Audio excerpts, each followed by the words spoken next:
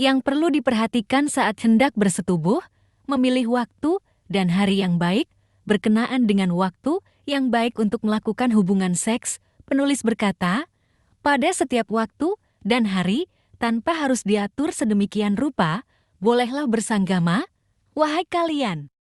Seperti termaktub dalam surah Al-Awan. Melalui share di atas, penulis menjelaskan, pada dasarnya, hubungan seks boleh dilakukan setiap saat, baik malam maupun siang, sebagaimana yang dinyatakan dalam firman Allah yang berbunyi, istri-istrimu adalah tanah tempat kamu bercocok tanam.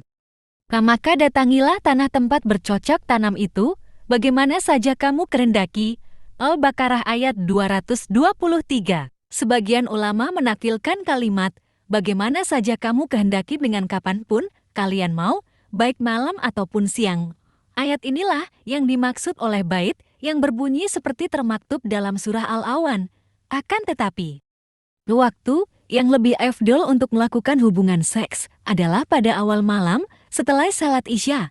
Imam Abu Abdullah Ibnu Hajj berkata dalam kitab Al-Madkhal, terserah padamu, apakah kau akan melakukan hubungan seks di awal malam atau di akhirnya? Tetapi melakukan hubungan seks di awal malam tetap lebih baik karena waktu untuk melakukan mandi jenabat akan menjadi lebih panjang, tidak sebagaimana jika hubungan seks dilakukan di akhir malam.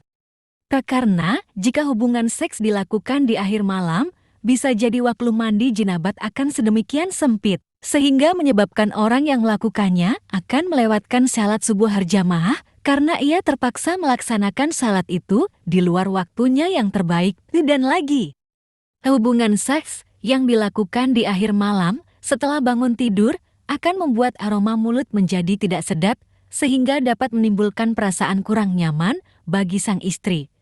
Padahal selain untuk memenuhi hasrat biologis, tujuan dari dilakukannya hubungan seks adalah untuk memupuk rasa sayang dan cinta. Imam Al-Ghazali menyatakan bahwa hubungan seksual yang dilakukan di awal malam hukumnya makruh. Al-Ghazali berpendapat demikian demi menghindari tidurnya seseorang dalam keadaan hadas besar, berkenaan dengan waktu yang paling baik untuk melakukan hubungan seksual.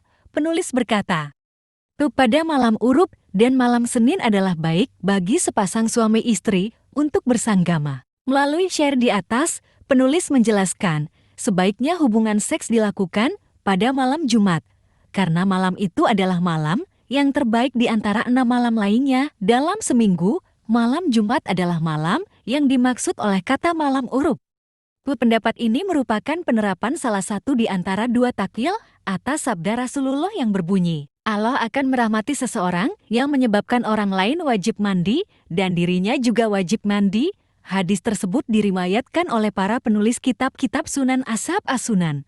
Imam Suyuti berkata, hadis tersebut juga diperkuat oleh hadis lain yang berbunyi, apakah salah seorang dari kalian ada yang tidak sanggup melakukan hubungan intim dengan istrinya di setiap malam Jumat? Karena sesungguhnya hubungan intim pada malam Jumat akan dibalas dengan 2 pahala, yaitu pahala mandi dirinya sendiri dan pahala mandi istrinya. Hadis di atas dinukil oleh Imam Baihaqi dalam kitab Syubi Al-Man dari hadis Abu Hurairah radhiyallahu. Di samping pada malam Jumat, hubungan seks antara suami istri juga amat dianjurkan untuk dilakukan pada malam Senin. Sebagai tambahan dari adab melakukan hubungan seks yang telah disebutkan pada bagian terdahulu, penulis berkata, sebaiknya sanggama dilakukan setelah timbul gairah, anggota tubuh merasa nyaman, dan berahi mereka.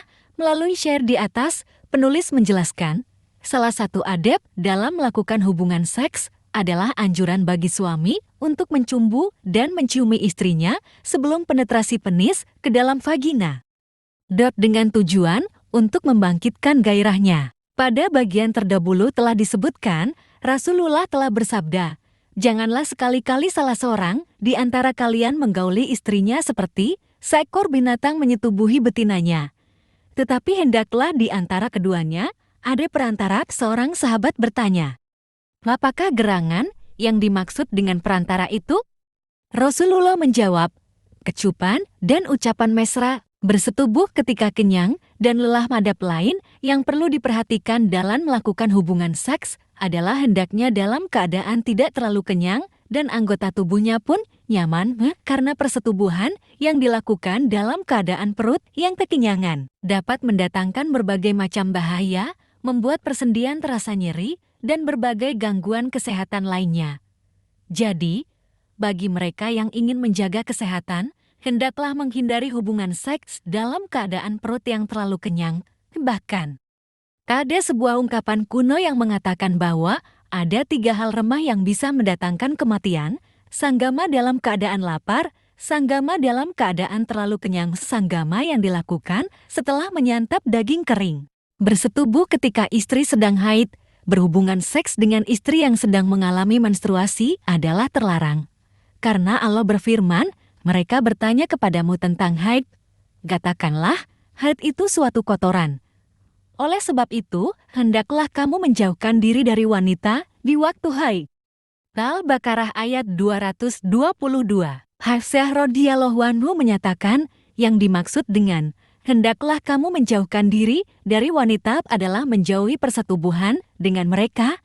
Pernyataan ini diriwayatkan oleh Mujahid dan diikuti oleh Usbuh, dan juga diriwayatkan oleh Imam Syafi'i dan Ikrimah.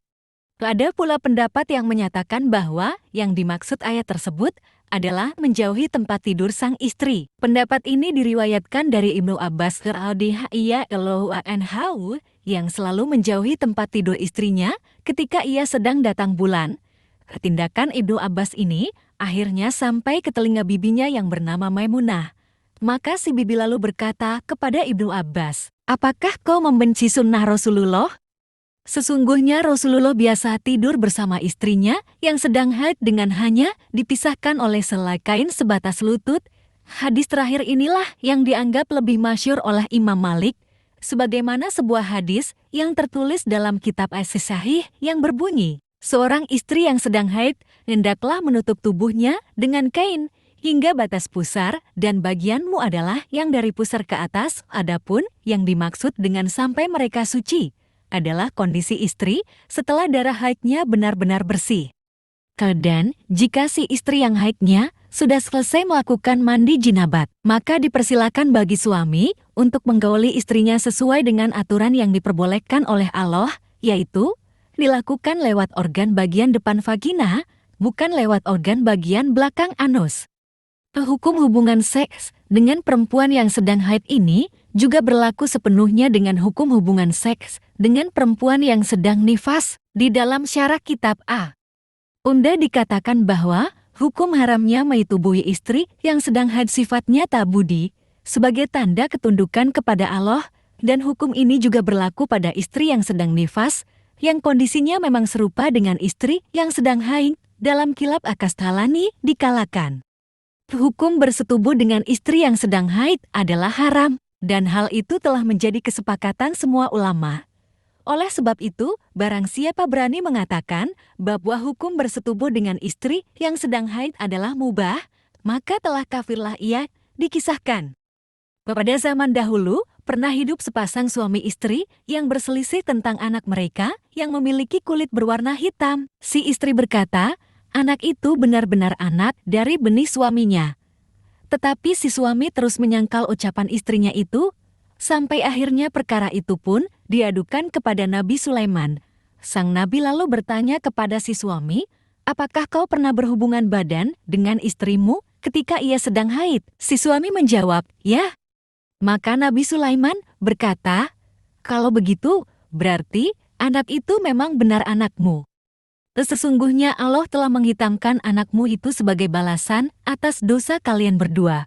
Konon, keadilan Sulaiman inilah yang dimaksud oleh ayat yang berbunyi, "Maka kami telah memberikan pengertian kepada Sulaiman tentang hukum."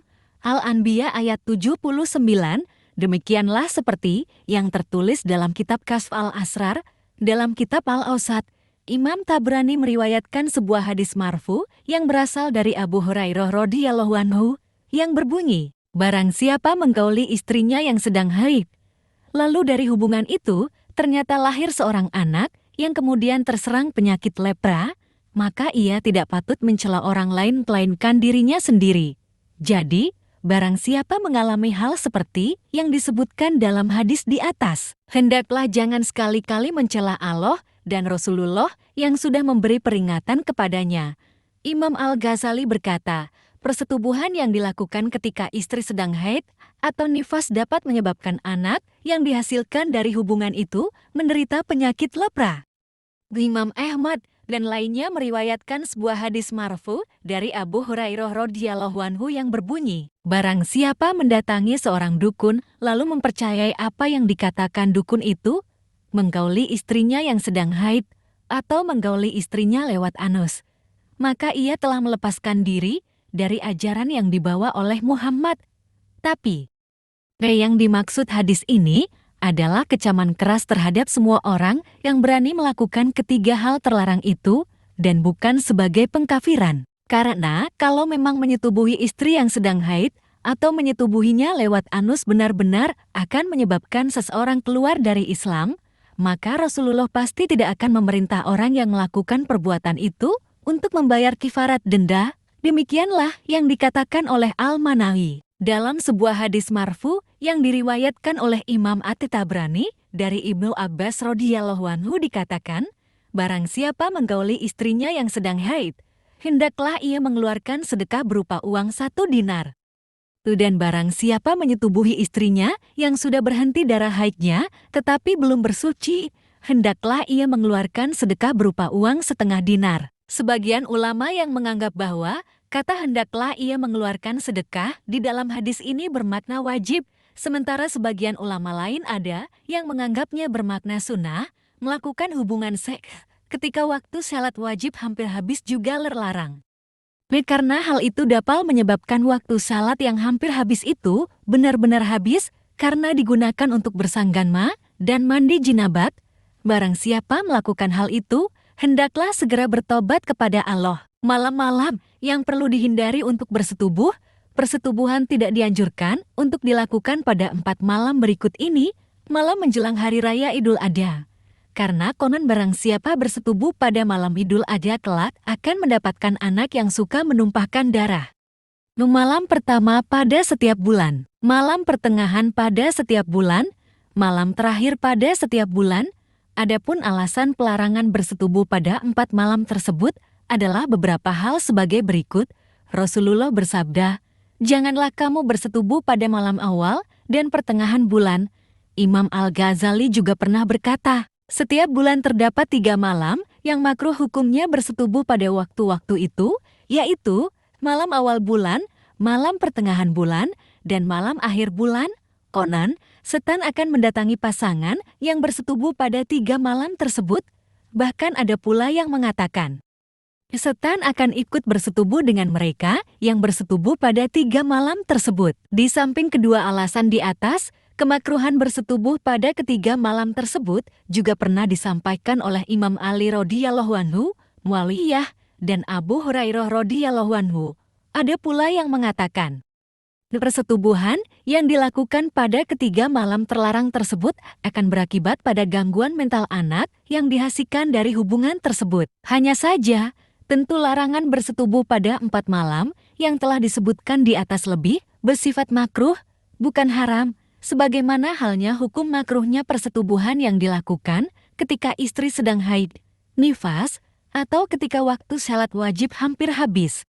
Berkenaan dengan alasan pelarangan bersetubuh pada malam-malam tersebut adalah dikhawatirkan munculnya bahaya di dalamnya. Seperti yang sudah dijelaskan pada bagian terdahulu, yaitu bahaya dalam bentuk penyakit lepra, sifat suka menumpahkan darah, dan lain-lain. Bersetubuh saat marah, haus, dan lapar selain adanya malam-malam yang terlarang untuk melakukan hubungan seks.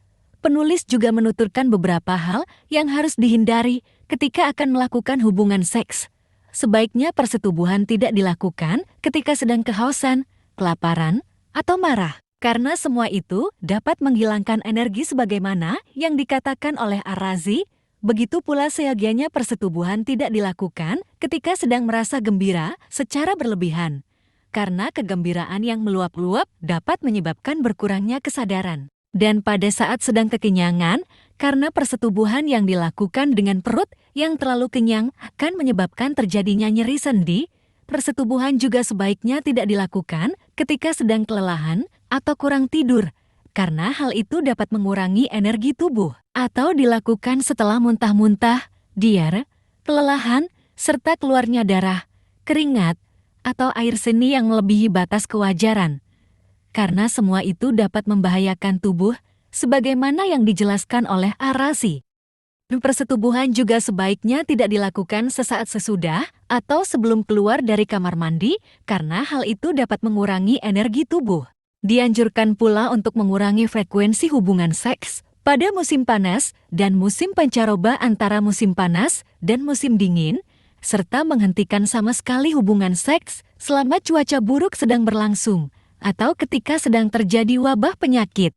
Imam Arazi berkata, hendaknya seseorang yang memiliki tubuh yang kering kurus tidak melakukan persetubuhan dengan istrinya pada saat musim panas, ketika cuaca menjadi panas, sementara seseorang yang memiliki tubuh yang dingin mudah menggigil kedinginan. Hendaknya tidak menyetubuhi istrinya pada musim dingin. Ketika cuaca menjadi dingin, orang seperti itu juga sebaiknya mengurangi frekuensi persetubuhan pada saat musim panas dan musim pancaroba tiba, serta menghentikan hubungan seks sekali selama cuaca buruk sedang berlangsung atau sedang terjadi wabah penyakit. Yang dimaksud dengan mengurangi frekuensi persetubuhan pada saat terjadinya wabah penyakit tentu saja adalah menghentikan sama sekali hubungan seks.